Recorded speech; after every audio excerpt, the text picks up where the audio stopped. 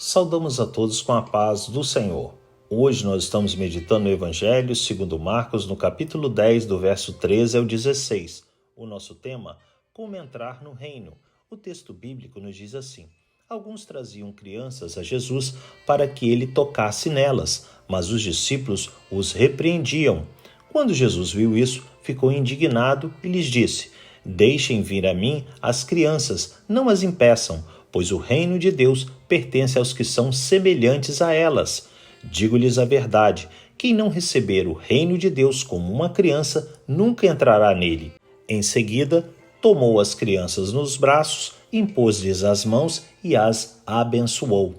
Meus amados, depois que o Senhor explicou tanto em público para os religiosos judeus, quanto em particular para os discípulos sobre o divórcio e suas consequências, caso um dos cônjuges contraísse um novo matrimônio, algumas pessoas trouxeram ao mestre crianças para que os abençoassem.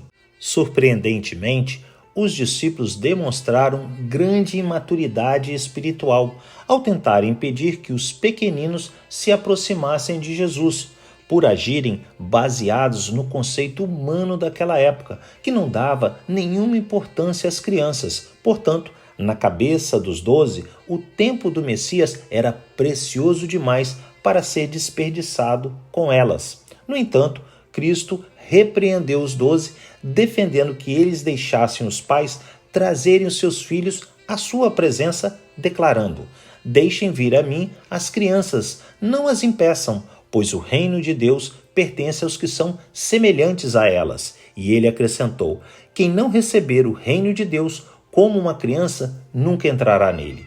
O que Jesus quis dizer, meus amados, para os seus discípulos é que, assim como as crianças confiam e obedecem aos pais, aquele que desejar se tornar filho de Deus e participar do seu reino deve confiar nas suas promessas e obedecer aos seus princípios e mandamentos.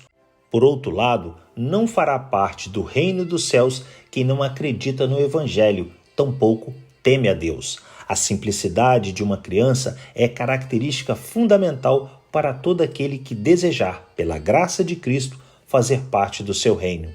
Entrar no reino de Deus, meus amados, é permitir que Jesus toque em nossos corações e nos conduza ao Pai como aqueles pequeninos que foram levados até Ele pelos seus próprios pais e por Ele foram abençoados. Que Deus assim nos abençoe em mais esse dia de meditarmos na sua palavra.